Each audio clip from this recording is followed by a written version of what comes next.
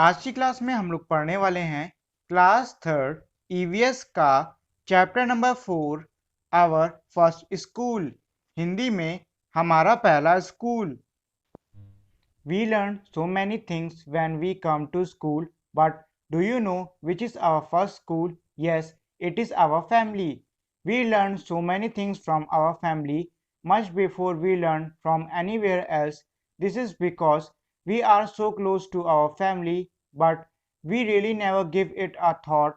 Let us think about our family and talk about it. Draw or paste a picture of your family. अब चलिए मैं इसको हिंदी में भी आपको रीड करा देता हूँ और उसके बाद मैं इन दोनों की साथ में मीनिंग बता दूंगा। तो हिंदी में है, स्कूल में हम कितनी सारी बातें सीखते हैं और समझते हैं, पर जानते हो हमारा सबसे पहला स्कूल कौन सा है? वह है हमारा परिवार।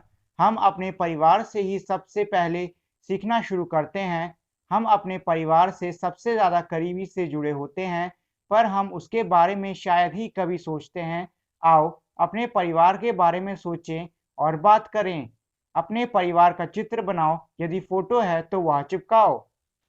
इसका मतलब ये है कि इसमें ये कह रहे हैं कि हमारा जो सबसे पहला स्कूल यानी कि हमारा जो सबसे पहला विद्यालय होता है वो हमारा घर यानी कि हमारा परिवार है, क्योंकि हम हमारे परिवार से काफ़ी सारी चीज़ें सीखते हैं। जैसे कि मान लीजिए हम जो बोलना सीखते हैं वो हम स्कूल में जाके नहीं सीखते हैं, बल्कि वो हम अपने माता पिता भाई बहन इन सब से बात कर करके सीखते हैं।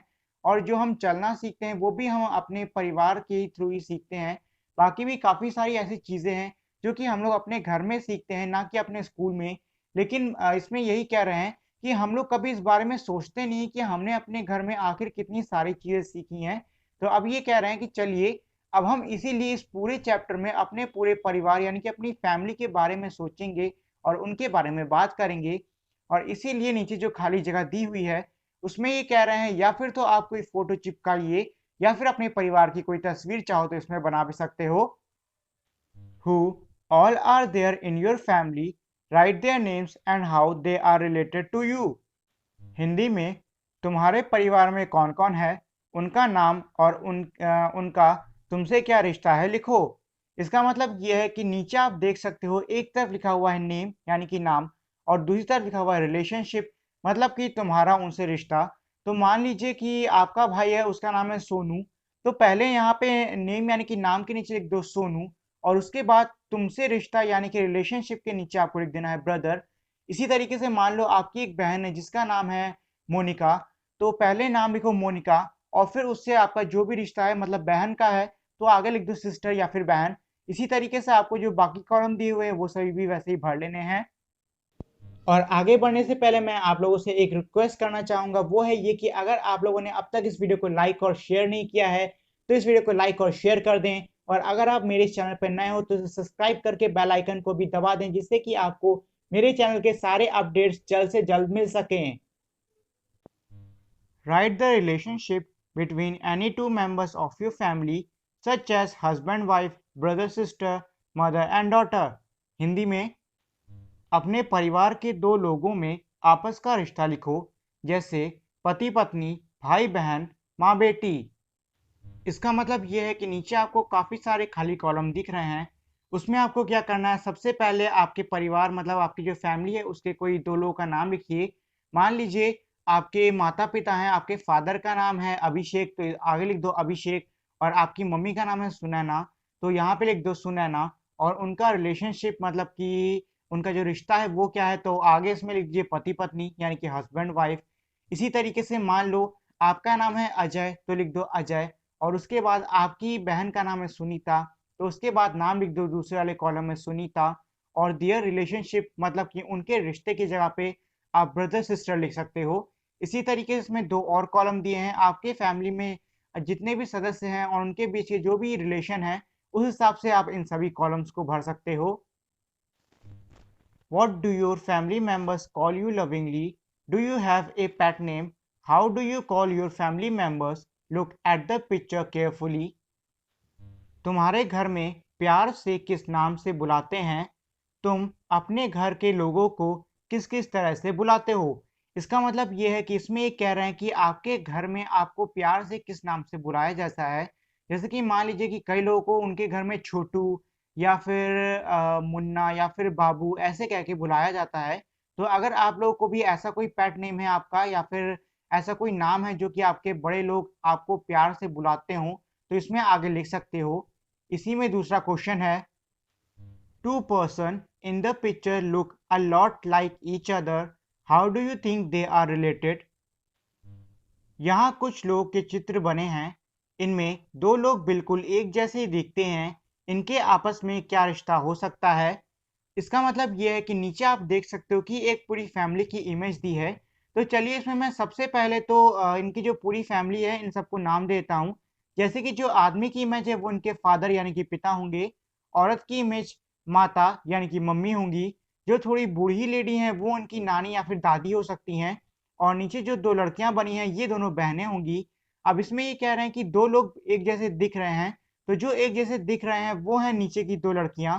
तो ये बहनें हैं, इनका मैंने रिश्ता आपको बता दिया है। Is there any similarities between you and any other member of your family in the way you talk, walk, smile, or even in your looks? With whom and how? तुम्हारी कौन सी बात परिवार में किसी से मिलती जुलती है, जैसे तुम्हारी आवाज़, तुम्हारी आंखें, तुम्हारे बाल, तुम्हारी चाल, किससे और कैसे? इसका मतलब ये है कि अब ये इसमें पूछ रहे हैं कि आप जिस तरीके से दिखते हो, चलते हो या फिर आपके जो बाल हैं वैसे, या आपकी आंखें परिवार में किसी और सदस्य से मिलती जुलती हैं, और अगर मिलती जुलती हैं तो किस तरीके से। और आपको बताना होगा कि जिस भी व्यक्ति से आपकी आँखें या फिर आपको कोई चाल-वाल मिल रही है, वो आपका क्या लगता है? मान लीजिए कि आपके जो बाल हैं, वो भूरे कलर के हैं, हल्के भूरे कलर के, और आपके परिवार में आपके पिताजी के हल्के भूरे कलर के बाल हैं, तो इसमें आप लिखोगे कि बालों का रंग भूरा है और किसका है? आपका और आपके पिताजी का। इसी तरीके से इसमें अगर कोई भी ऐसी चीज़ हो आपके बारे में जो कि आपके किसी परिवार के सदस्य से मिलती हो, तो उस सदस्य का नाम लिखो और वो क्या चीज़ मिलती है, वो भी लिखो। Let us now read about Anwari family. The older members of Anwari family works as a Dhobi. All the अब इसमें देखिए सेंटेंस कटा हुआ है, तो चलिए हम लोग अब हिंदी वाला पढ़ लेते हैं। आओ अब अनवारी के परिवार के बारे में कुछ पढ़ें। Members of the family lend a hand in washing, dyeing, and ironing of the clothes. Anwari and her cousin Tawfiq are also learning the work done by the family. Anwari के परिवार के सभी बड़े लोग धोबी का काम करते हैं। परिवार के सभी सदस्य अपनी अपनी तरह से कपड़े धोने, सुखाने, इस्त्री करने में हाथ बटाते हैं। अनवारी और उसका चचेरा भाई तौफीक भी अब यह काम सीख रहे हैं। इसका मतलब ये है कि इसमें कह रहे हैं कि जो बच्ची है अनवारी, इसका जो इसकी जो पूरी की पूरी फैमिली है, ये धोबी है, मतलब कि कपड़े धोने का इनका काम करते हैं। और इनकी जो पूरी फैमिली है वो इस काम को करने में एक दूसरे का साथ देती है, मतलब कि हाथ बटाती है। जैसे कि मान लीजिए एक व्यक्ति ने कपड़े धो दिए तो दूसरा व्यक्ति उस पे डाई यानी कि रंग लगा देगा, और उसके बाद जो अगला व्यक्ति है वो हो सकता है उन कपड़ों पे इस्त्री कर दे या फिर थोड़ा बहुत और भी काम। Is your family involve in any particular work? If yes, what? क्या तुम्हारा परिवार भी मिलकर कोई काम धंधा करता है? यदि हाँ तो क्या? इसका मतलब ये है कि इसमें पूछ रहे हैं कि जिस तरीके से अनवारी का पूरा परिवार धोबी का काम करता है, क्या वैसे ही आपका जो पूरा परिवार है वो भी कोई खास काम करता है जिसमें सब लोग हाथ बटाते हैं? अगर हाँ तो आपको बताना कि कौन सा काम करते हैं। Do you help the family with work? इसका मतलब ये है कि जो भी आपका परिवार काम करता है, क्या आप वो करने में अपने परिवार की सहायता करते हो? We learned many things from our family members. Anwari and her cousin learned cycling from her uncle. You also learned many things from your family. What and from whom? Has anyone learned anything from you? हम परिवार में एक दूसरे से बहुत कुछ सीखते हैं। अनवारी के चाचा ने उसे और परिवार के सभी बच्चों को साइकिल चलाना सिखाया। तुमने भी अपने परिवार से बहुत कुछ सीखा है। क्या और किससे? क्या किसी ने तुमसे भी कुछ सीखा है? इसका मतलब ये है कि हम सभी अपने परिवार से बहुत कुछ चीज़ें सीखते हैं, जैसे कि अनवारी ने अपने चाचा से साइकिल चलाना सीखा उसी ने नहीं बल्कि उसके परिवार के जो बाकी बच्चे थे उन्होंने भी साइकिल चलाना उनके चाचा से सीखा था। अब ये कह रहे हैं कि तुमने भी क्या इस तरीके से अपने घर के बड़े से कुछ सीखा है? अगर सीखा है तो क्या सीखा है और तुमने किससे सीखा है? और साथ ही में ये भी पूछ रहे हैं कि क्या तुमने कभी किसी को कुछ सिखाया है?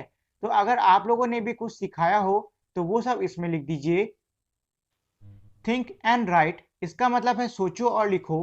When I am sad I go to my, इसका मतलब यह है कि जब मैं दुखी होता हूँ तो मैं किसके पास जाता हूँ। तो आपको इसमें लिखना होगा कि जब आप दुखी होते हैं तो आप जिसके पास भी जाते हैं, जैसे कि मम्मी के पास, पापा के पास, किसी के भी पास जाते हो तो आगे लिख दो। When I want to know about the past I go to my, इसका मतलब यह है कि जब मैं अतीत के बारे में कुछ जानना चाहता हूँ, मतलब यह है कि जब भी आपको कोई ऐसी घटना के बारे में जानना हो जो कि कभी बहुत पहले हुई हो तो आप किसके पास जाते हो। तो जिसके पास भी जाते हो ऊपर लिख दो, मतलब इसमें जो खाली जगह वहां पे लिख दो। When I want to share my secret I go to my, इसका मतलब ये है कि जब मैं अपनी कोई गुप्त बात किसी के साथ में बांटना चाहता हूँ तो मैं जाता हूँ। तो इसमें आपको लिखना होगा कि आप जब भी अपनी कोई गुप्त बात किसी से कुछ कहना चाहते हैं तो आप किसके पास जाते हैं। तो जिसके पास भी जाते हैं उनका नाम लिख दो। When I do something wrong I go to my, इसका मतलब ये है कि जब भी मैं कोई गलती करता हूं तो मैं जाता हूं। तो इसमें आपको लिखना होगा कि जब भी आप कोई गलती करते हैं तो आप किसके पास जाते हैं। जिसके भी पास जाते हो उसका नाम लिख दो।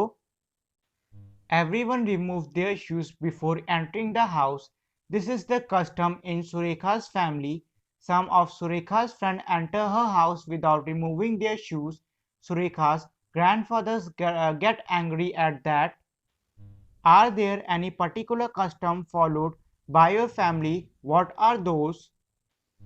जूते बाहर उतार कर ही घर में आना है, यह सुरेखा के घर का रिवाज है।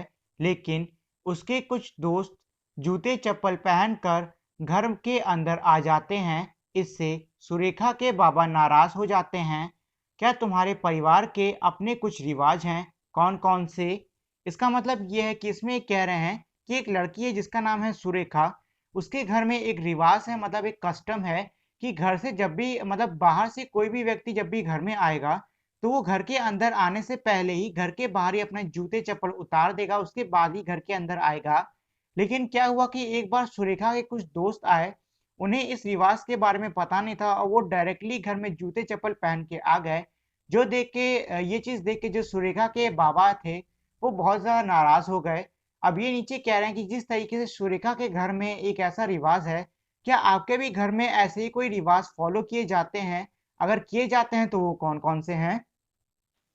Does any members of your family have any particular habit like laughing loudly or singing when they are happy?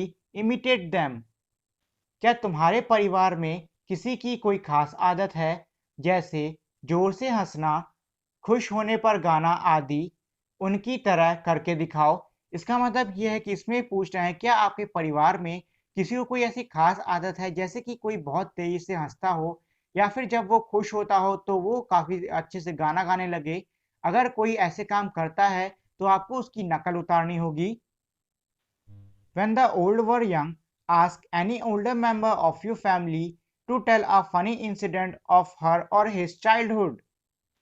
बड़े जब बच्चे थे, घर में किसी बड़े से उनके बचपन की कोई मजेदार किस्से बताने को कहो। इसका मतलब ये है कि आपको इसमें ये करना है कि अगर आपके परिवार, मतलब आपके घर में कोई आपसे उम्र में काफी बड़ा हो, जैसे कि आपके दादा दादी या फिर नाना नानी, तो उनके पास जाइए और फिर उनसे कहिए कि जब वो बच्चे थे, मतलब जब वो आपकी उम्र में थे, तो क्या उस समय का कोई ऐसा किस्सा था जो कि काफी ज्यादा मजेदार था, और अगर मजेदार हो तो उनसे वो आपको सुनाने के लिए कहिए। So that is it for today guys. Thank you for watching this video.